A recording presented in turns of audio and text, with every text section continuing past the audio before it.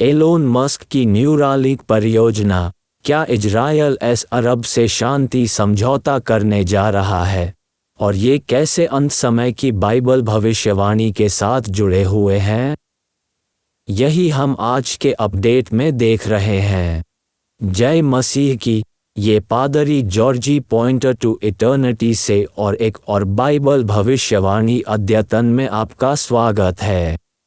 इस समय कुछ अविश्वसनीय चीजें घटित हो रही हैं, जो एक सच्चे बाइबल विश्वासी और भविष्यवाणी के विद्यार्थी के लिए बिल्कुल भी आश्चर्य की बात नहीं है।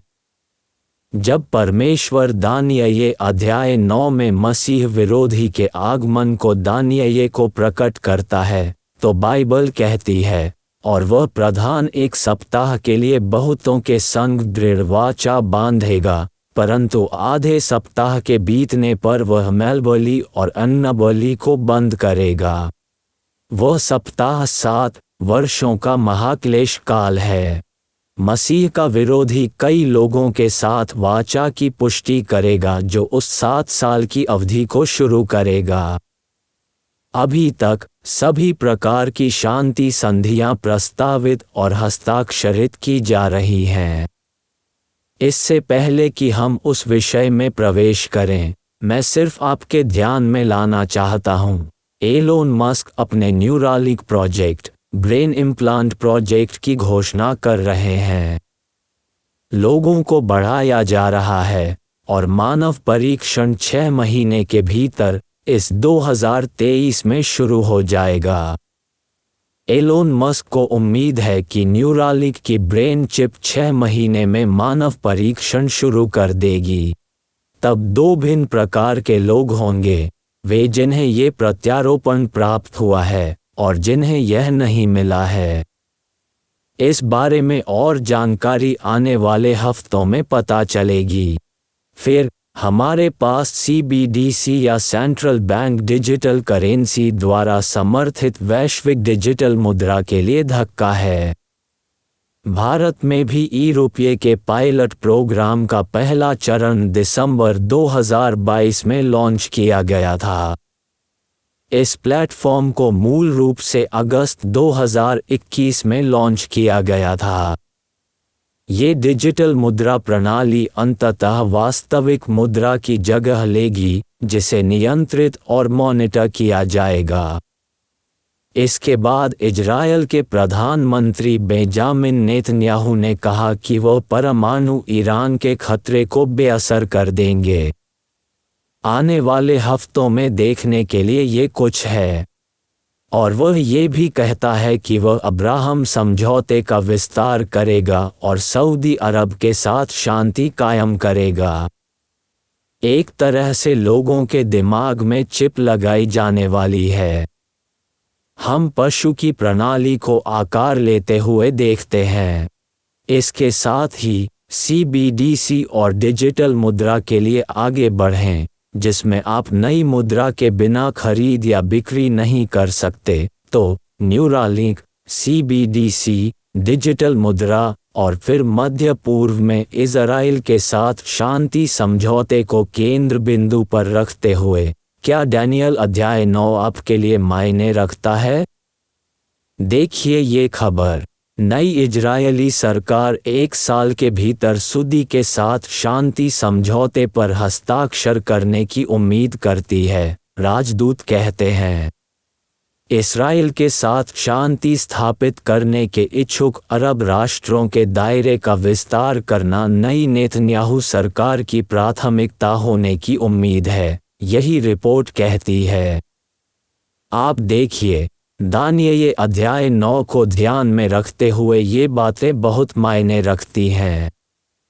इजराइल के पूर्व संयुक्त राष्ट्र के राजदूत और अब आने वाले गठबंधन के सदस्य डैनी डैनन ने कहा कि नई सरकार अब्राहम समझौते का विस्तार करेगी और जल्द ही सऊदी अरब के साथ एक शांति संधि पर हस्ताक्षर करेगी।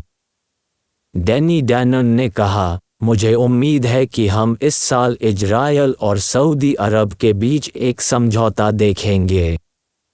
मैं यरूशलेम से शुभ समाचार लाता हूँ।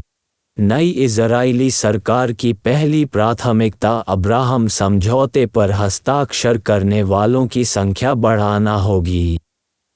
प्रधानमंत्री नेतन्याहू की पहली राजकीय यात्रा अबू धाबी होगी और हमें उम्मीद है कि रियाद भी इसका अनुसरण करेगा। केवल दानियेल अध्याय 9 को देखें, जहां ये कहता है कि बहुतों के साथ वाचा की पुष्टि की जाएगी।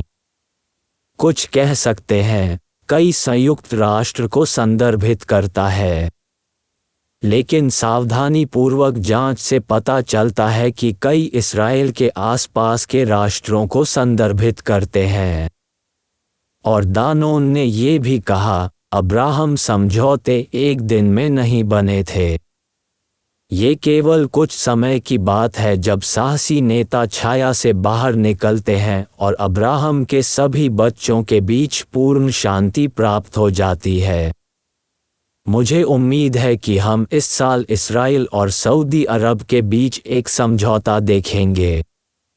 अब आपको सोचना होगा, केवल एक इब्राहिमी वाचा है जो परमेश्वर ने इब्राहिम के साथ की थी, जिसे हम उत्पत्ति अध्याय 12 में देखते हैं, जहां से यह शुरू हुई थी। यहाँ देखो, अब मनुष्य ने इस वाचा को अपने ऊपर ले लिया है और कह रहा है कि हम इब्राहिम की वाचा लाए हैं।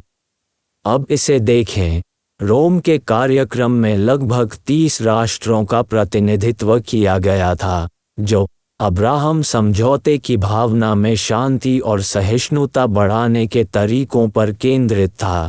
एक पल के लिए सोचें, क्या ये चीजें संयोग से हो रही हैं? अब मैंने यह नहीं कहा कि यह वह वाचा है जिसका उल्लेख दानियेल 9 में किया गया है, लेकिन क्या आप देखते हैं कि चीजें कहाँ और कैसे चल रही हैं? चीजें इतनी तेजी से आगे बढ़ रही हैं। मृग की प्रणाली खरीदने या बेचने में सक्षम नहीं होने के कारण डिजिटल मुद्रा, न्यूरालिंक और देखिए रूस, सीरिया, तुर्की, ईरान, चीन, सऊदी अरब में क्या हो रहा है। विश्व अर्थव्यवस्था के पतन के खतरे को देखें, अकाल के खतरे, वैश्विक महामारियों। आप देखिए, ये दुर्घटनावश नहीं हो रहे हैं। चीज़ें परमेश्वर के भविष्य सूचक कैलेंडर के अनुसार हो रही हैं। आज मैं आपसे जो प्रश्न पूछना चाहता हूँ वह है, क्या आप तैयार हैं? क्या आप प्रभु यीशु मसीह को जानते हैं? यीशु पहली बार आया और उसने अपने पहले आगमन से संबंधित 300 से अधिक भविष्यवाणियों को पूरा किया, ये साबित करते हुए कि केवल उसके द्वारा एक व्यक्ति को बचाया जा सकता है। बाइबल कहती है, और किसी दूसरे के द्वारा उद्धार नहीं, क्योंकि स्वर्ग के नीचे मनुष्यों में और कोई दूसरा नाम नहीं दिया गया जिसके द्वारा हम उद्धार पा सकें। यीशु ने स्वयं कहा, यीशु ने उससे कहा, मार्ग और सच्चाई और जीवन मैं ही हूँ, बिना मेरे द्वारा कोई पिता के पास नहीं पहुँच सकता। उसने यह नहीं कहा, मैं मार्गों में से एक हूँ या सत्यों में से एक हूँ। उसने कहा, मैं ही मार्ग हूँ, स्वर्ग का एकमात्र मार्ग हूँ। यीशु के अलावा स्वर्ग का कोई दूसरा रास्ता नहीं है। यीशु वापस आ रहा है। उसके दूसरे आगमन से संबंधित चिन्ह ठीक हमारे सामने घटित हो रहे हैं। यदि मसीह का पहला आगमन आपके लिए मायने नहीं रखता है, तो आपको क्षमा नहीं किया जा सकता है। और बाइबल कहती है कि आप अब भी अपने पापों में हैं, और इसलिए उनके दूसरे आगमन में आपका कोई हिस्सा नहीं होगा। बाइबल कहती है कि जब मेघारोहण होगा तो ऐसे व्यक्ति को पीछे छोड़ दिया जाएगा और ऐसे लोगों को मसीह विरोधी का सामना करना पड़ेगा, और इस तरह के व्यक्ति के लिए उस तीव्र उत्पीड़न के समय में यीशु को स्वीकार करने की संभावना बहुत कम है। यदि आप अभी भी यीशु मसीह को अपने प्रभु और उद्धारकर्ता के रूप में नहीं जानते हैं, तो देर नहीं हुई है। अपने पापों का प्रायश्चित करो। यीशु से आपको क्षमा करने के लिए कहें। उसके प्रति समर्पण करो। यदि आप वास्तव में इसका मतलब रखते हैं तो आप सुनिश्चित हो सकते हैं कि आपको क्षमा कर दिया गया है। आमीन। परमेश्वर आपका भला करे। यदि आप इस संदेश से धन्य हैं तो लाइक बटन को अवश्य दबाएं और साथ ही अगर आपने अभी तक सब्सक्राइब नहीं किया है तो सब्सक्राइब का बटन दबाकर सब्सक्राइब करें और साथ ही उस बेल नोटिफिकेशन को भी दबा दें ताकि आपको इसी चैनल पर ऐसे ही धन्य संदेश और अपडेट मिलते रहें।